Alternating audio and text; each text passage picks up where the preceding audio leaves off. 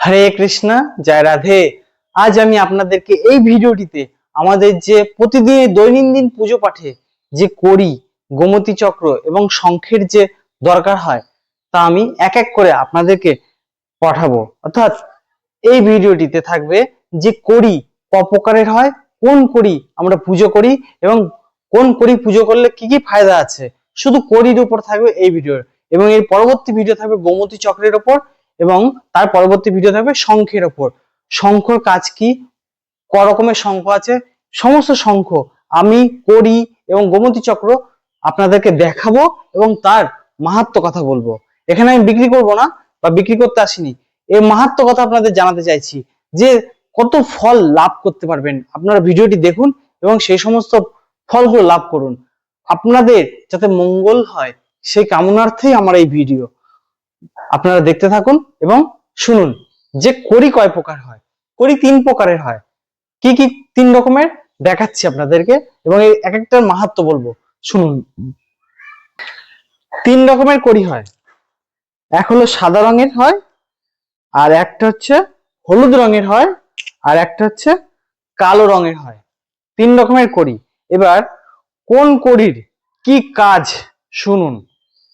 ধন প্রদান করে যেই করি সেই করি হচ্ছে সাদা রঙের করি। সাদা রঙের করি টাকা পয়সা ধন সম্পদকে বৃদ্ধি করে। ইহা প্রয়োগে মা লক্ষ্মী অত্যন্ত প্রসন্ন হয় এবং তাকে ধনবান বানায়। বুঝতে পেরেছেন সাদা করির কি কাজ। এরপরে আমি আসছি হলুদ করি। এই করি কারা পুজো করে? যাদের পড়াশোনা বিদ্যার্থীরা এই করি পুজো করে। তাহলে সাদা করি কারা পুজো করবে? যারা টাকা পয়সা ধন দৌলত কামানোর জন্য কাজে বেরোয়, যাদের টাকা পয়সা ধন দৌলতের জন্য কি করে সংসার চালানোর জন্য রুজি রোজগারের পথে যায়, তারা এই করি পুজো করবেন, সাদা রঙের করি মা লক্ষ্মীর কাছে রেখে। এবং কিভাবে পুজো করবেন সব বলছি আমি আপনাদের। তো আগে বলি এর ফায়দা কি, তাহলে না আপনাদের পুজো করতে আরো মন বসবে। তো হলুদ করি কারা পুজো করবেন? বিদ্যার্থীরা এবং কম্পিটিটিভে বা কম্পিটিশন মার্কেটে যারা বেরোচ্ছেন অর্থাৎ চাকরির জন্য, তারা এই হলুদ রঙের করি কি করে? বিদ্যা প্রাপ্তি ঘটায়। এবং বাচ্চারাও এই হলুদ রঙের করি আপনারা পুজো করবেন। কেন? এই হলুদ রঙের করি শুধু বিদ্যা দেয় না, বুদ্ধিরও কাজ করে। যে সমস্ত বাচ্চারা কম বুদ্ধি সম্পন্ন হয় তাদের বুদ্ধি প্রদান করে এবং বাচ্চার বিদ্যার জন্য এই হলুদ রঙের করি পুজো করতে হয়। কালো রঙের করি কারা পুজো করবেন? কালো রঙের যাদের প্রচুর শত্রু রয়েছে, বাড়িতে ঝঞ্ঝাট অশান্তি লেগেই রয়েছে, আর এই কালো রঙের করি খুব দুর্লভ হয়, ঠিক আছে? তো সে শত্রুর প্রভাব আপনার উপর পড়তে দেবে না এই কালো রঙের করি, এবং আপনাকে সমস্ত দিক থেকে সুরক্ষা করবে। কেউ যদি আপনার উপর কেউ, অনেকে আছে আমাকে বলছিল সেদিনকে যে আমার উপর মনে হয় যে তন্ত্র টোটকা ইত্যাদি করেছে, আমার গা হঠাৎ অটোমেটিক মাঝে মাঝে জ্বলে যায়, আমার যেন মনে হয় কেউ আমার উপর কোনো কেউ বান টোটকা এসব করছে, আমাকে বলছিল। আমি তাকে উপদেশ দিয়েছিলাম অনেক কিছু করার। তো তাদের জন্য বলছি এই কালো রঙের করি যদি আপনারা মা লক্ষ্মীর সামনে রেখে পুজো করেন, তাহলে আপনার ওপর যে যতই যাই বান টোটকা শত্রুতা যাই করুক না কেন, আপনার ওপর কোনো প্রভাব পড়বে না। কালো রঙের করি এত ক্ষমতা। তাহলে আরো এখন তো সবাই ধন টাকা পয়সা ইনকামের পেছনে ঘুরে বেড়ায়, তাদের জন্য বলছি যদি এই হলুদ করির সঙ্গে যদি এই কালো করি দুটো একসঙ্গে ব্যবহার করেন, তাহলেও রেখেও দেন আপনার লকারে, তাহলে আপনার ধন সম্পদ ইত্যাদি বৃদ্ধি পেতে থাকবে। বুঝতে পেরেছেন?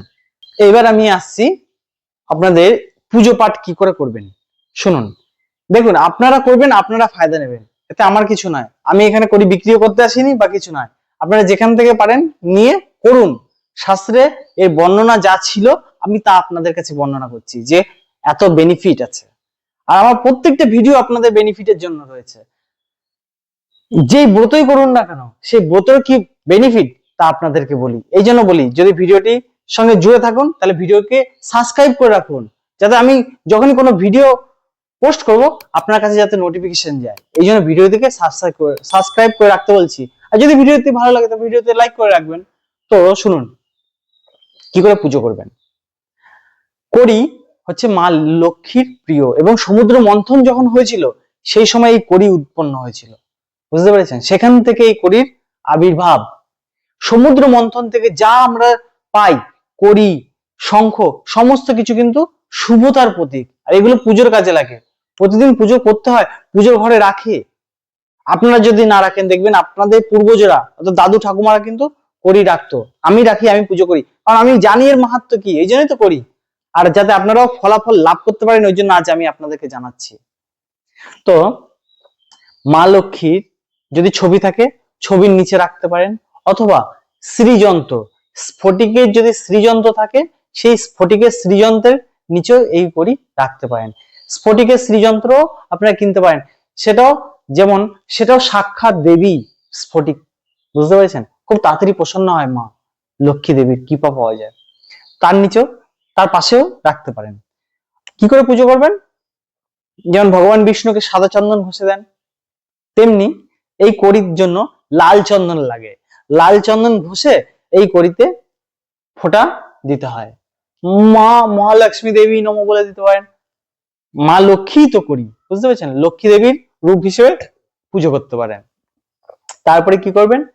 পুষ্প দেবেন এতে, বাস। চন্দন দিলেন, পুষ্প দিলেন, হয়ে গেল।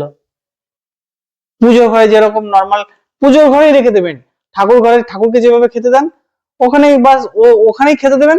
কড়ি পুজো হয়ে যাবে, কড়িরও ভোগ লাগানো হয়ে যাবে, সব হয়ে যাবে। এতে কি হবে? সেই পরিবারে, যেই পরিবারে এরকম কড়ি পুজো করা হয়, সেই পরিবারে বাচ্চা পর্যন্ত যে কোনো কড়ি, এবার যে কোনো কড়ির কথা বলছি, একটা কোনো পার্টিকুলার কড়ি নয়, যে কোনো কড়ি যদি পুজো করেন, সেই পরিবারে যদি কোনো সন্তানও জন্ম নেয়, যারা গর্ভবতী মহিলারা আছে তাদের জন্য এই আজকের ভিডিওর কত বেনিফিট শুনুন। যদি আপনার কেউ বন্ধু বান্ধব যাই হোক, তাকেও শেয়ার করে দিন যদি গর্ভবতী থাকে। কি সেই পরিবারে যে সন্তান আসবে, সেই সন্তান কোনোদিনও বোবা হয়ে জন্মায় না, বুঝতে পারলেন? যদি কড়ি পুজো হয় যেই বাড়িতে। তো এরপরে যে আসবে সেটা হচ্ছে গোমতী চক্র, অর্থাৎ এই পরবর্তী ভিডিও আমি আপনাদেরকে এই গোমতী চক্র সম্বন্ধে বলবো, এবং এই শঙ্খ, অনেক রকমের শঙ্খ হয়, সমস্ত শঙ্খ নিয়ে এই পরবর্তী ভিডিও আপনাদের কাছে জানাচ্ছি। তো চ্যানেলটির সঙ্গে জুড়ে থাকুন। হরে কৃষ্ণ, জয় রাধে।